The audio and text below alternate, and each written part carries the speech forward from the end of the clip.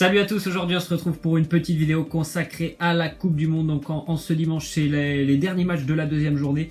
Donc voilà, si vous voulez déjà suivre toute l'actualité de la troisième journée qui va être vraiment très riche en actualité, très intense cette troisième journée de lundi à jeudi, n'hésitez pas à télécharger OneFootball, vous aurez toute l'actualité. Il y a des très gros matchs avec beaucoup d'importance dans tous les groupes, donc n'hésitez pas à télécharger OneFootball. Les liens sont dans la description. Nous on va déjà débuter pour reparler de l'équipe de France, parce que je pense que vous avez vu que jeudi je vous avais déjà fait un petit épisode un petit peu comme celui-là où j'avais parlé notamment des deux premiers groupes de la Russie et celui de l'Espagne et du Portugal. Donc nous on va déjà commencer avec le groupe C de l'équipe de France qui s'est imposé quand même face au Pérou, qui est pour le moment leader de son groupe, l'équipe de France. Donc avant ce dernier match de mardi face aux Danois, où les Français n'auront besoin tout simplement que d'un point, on va dire, pour assurer la qualification, même si on espère tous qu'ils vont terminer avec 9 points.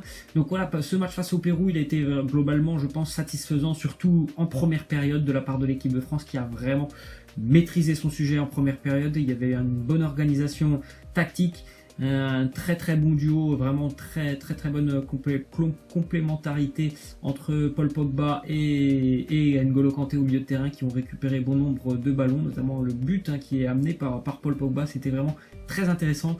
Deuxième période beaucoup plus compliquée, on a, je pense, beaucoup trop laissé le ballon aux Péruviens. Ça passera pas tout le temps parce que là c'était le Pérou en face, ils étaient quand même relativement inoffensifs. Mais faudra pas trop quand même refaire ce genre de prestations, notamment en huitième de finale. Ça dépendra de l'adversaire qu'on aura, mais faut quand même éviter ce genre de deuxième période. Dans l'autre match du groupe, il y a eu un partout entre l'Australie et le Danemark, et c'est plutôt une bonne opération quand même pour les Danois, puisqu'ils ont leur destin entre leurs mains. Quand même, ils devraient normalement s'en sortir. Ils ont pas besoin non plus de gagner ce match, ils ont besoin simplement d'un point aussi face à l'équipe de France pour se qualifier. Peut-être qu'ils ont certainement aussi envie de terminer premier. La seule façon pour eux de terminer premier, c'est de battre l'équipe de France. Donc voilà, nous Français, on sait qu'on doit absolument pas perdre ce match si on veut terminer premier du groupe. Dans l'autre groupe qui nous intéresse aussi, dans le groupe D, qui nous intéresse fortement, parce que ça sera l'adversaire de l'équipe de France en huitième de finale. Donc ça pour le moment, on sait déjà que la Croatie va très logiquement, je pense, terminer en tête de ce groupe D, tellement ils ont fait une forte impression face à l'Argentine. C'était le match, on va dire le match au sommet, le duel vraiment très intéressant à suivre de ce groupe, et les Argentins ont totalement, on va dire, manqué leur match. Ils ont été absents des débats de la première, même de l'hymne national, comme on l'a vu avec les images de Messi, de l'hymne national jusqu'à la 90e, ils n'étaient pas du tout dans leur match. Bon, c'est pas nouveau, parce que l'Argentine va très mal depuis longtemps, donc ils ont de la chance, les Argentins, que le Nigeria ait battu l'Islande le lendemain, ce qui permet aux Argentins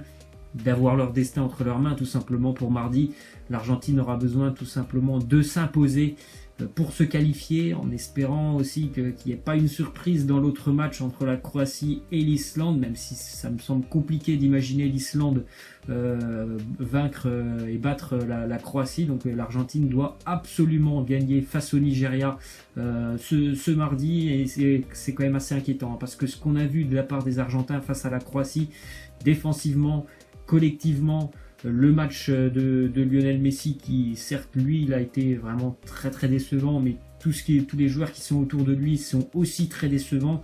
C'est très difficile de faire un pronostic sur ce match entre l'Argentine et le Nigeria. En tout cas, l'Argentine a encore son destin entre ses mains. Il faut gagner. Après, franchement, c'est compliqué d'imaginer quand même les Argentins se qualifier par rapport, on va dire, ne serait-ce qu'à l'état d'esprit de ce qu'ils ont dégagé pendant ce match, de ce qui est ressorti aussi après le match, notamment Sergio Agüero qui parle en gros du sélectionneur en disant il peut dire ce qu'il veut, ça ne m'intéresse pas. En gros, c'est ce qu'il a dit. Ça montre vraiment qu'il y a de fortes tensions dans cet effectif argentin, et c'est vraiment quand même assez inquiétant. Donc je pense que le Nigeria a vraiment une belle carte à jouer face à l'Argentine. Le Nigeria a montré de belles choses face à l'Islande, notamment un Ahmed Musa qui était vraiment très en forme. Donc c'est vraiment un match assez compliqué à pronostiquer, cette Argentine-Nigeria. Normalement, ça sera le futur adversaire de l'équipe de France. Il sera ça sera le vainqueur de ce match. Donc je sais pas c'est lequel est le mieux à prendre. Sincèrement, je pense que si on prend l'Argentine, après je parle bien sûr si l'équipe de France termine première du groupe, je pense que si on prend l'Argentine, c'est pas un mauvais tirage parce que vu ce qu'on voit actuellement de l'Argentine, sincèrement, je trouve pas qu'il y a quand même des choses qui peuvent inquiéter l'équipe de France parce que cette équipe elle est totalement déséquilibrée, il n'y a aucun collectif, donc franchement je serais pas on va dire très très inquiet d'affronter l'Argentine par exemple en huitième de finale, donc que ce soit Argentine ou Nigeria, je pense franchement que l'un ou l'autre ça peut être quand même un tirage voilà, qui sera franchement un match où l'équipe de France pourra s'en sortir, donc on verra tout ça. Après dans les autres groupes, donc on va parler un petit peu maintenant du groupe E où le Brésil a bataillé, hein. Franchement les Brésiliens ont eu beaucoup de mal à sortir vainqueur du match qui les opposait face à leurs voisins sud-américains du Costa Rica.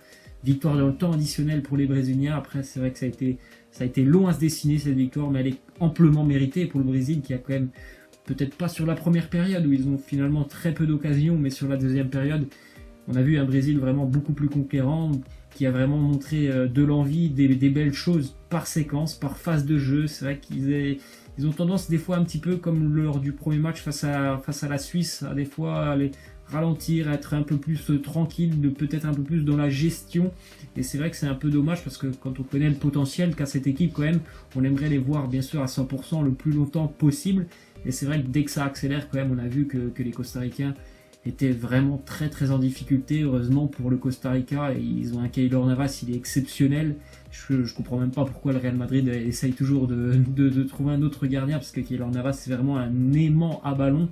Et voilà, les Brésiliens ont vraiment poussé quand même jusqu'au bout pour aller marquer, et ils ont été récompensés dans le temps additionnel, notamment aussi avec ce but de Neymar. Et Neymar, il a fait un match, bon, c'est oui et non, parce que franchement, des fois, j'ai l'impression que il lâche pas assez rapidement son ballon, ce qui handicape un petit peu le jeu de son équipe. Alors bien sûr, il y a des fois, il sort des choses absolument incroyables, et c'est la particularité de Neymar, mais j'ai l'impression que franchement, il est peut-être pas encore aussi à 100%, hein, du fait de sa blessure.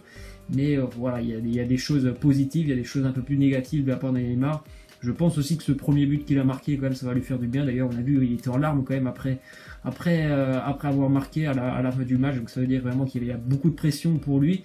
Donc ça va certainement lui faire du bien, mais il faut aussi qu'il essaye d'accepter que voilà, il y a des joueurs d'énormes qualités autour de lui, et que ça serait bien quand même qu'il lâche un petit peu plus rapidement des fois son ballon, même si bien sûr c'est une caractéristique de son jeu de se lancer dans des chevauchées folles assez souvent quand même. Ensuite, l'autre match du groupe entre la Suisse et la Serbie, les Serbes qui avaient donc bien commencé cette compétition en battant le Costa Rica 1-0, ils avaient été battus par la Suisse 2-1, encore une fois en match très très intéressant à suivre, vraiment avec deux équipes qui ont vraiment tout joué pour l'offensive, des Serbes qui avaient fait un très très bon début de match, récompensés en plus de ça par l'ouverture du score. Et puis après, ça a été beaucoup plus compliqué quand même pour la Serbie. Donc les Suisses finalement s'imposent presque logiquement, surtout sur la deuxième période, où ils ont été beaucoup plus conquérants, et on va dire qu'ils ont eu beaucoup plus envie d'aller gagner ce match que les Serbes, qui étaient peut-être un peu aussi dans la gestion.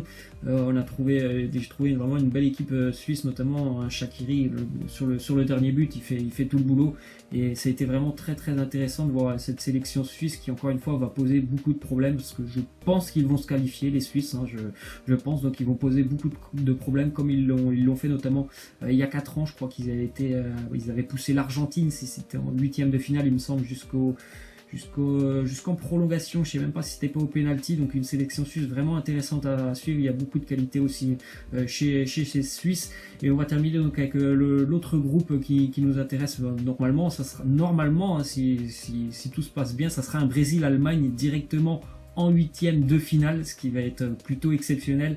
Les Allemands reviennent de très très loin. Ils ont battu la Suède à la 95e minute, parce que je pense que s'il y avait match nul, l'Allemagne je pense qu'elle aurait quitté la compétition. Donc ils ont vraiment bataillé, c'est mérité hein, cette victoire, mais qu'est-ce qu'elle fait peur cette défense allemande quand même, qu'est-ce qu'elle fait peur, surtout en première période, le premier but encaissé, et même les Suédois ont eu beaucoup d'opportunités de contre-attaque, c'était vraiment un match assez incroyable quand même. Les Suédois auraient même pu peut-être mener 2-0 à certains moments.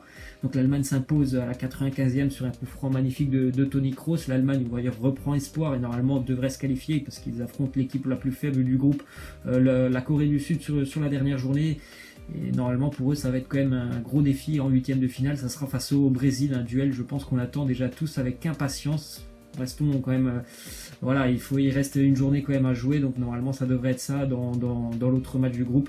Le Mexique qui s'est imposé 2-1 face à la Corée continue son très beau parcours. Franchement les Mexicains sont assez intéressants à suivre aussi.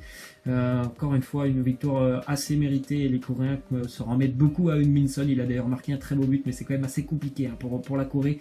Donc voilà, moi je vous laisse, je vous dis à la prochaine. On se retrouvera certainement après la troisième journée pour reparler un petit peu de tout ce qu'on a vu et des affiches des huitièmes de finale. Voilà, moi je vous laisse et je vous dis à demain. Ciao.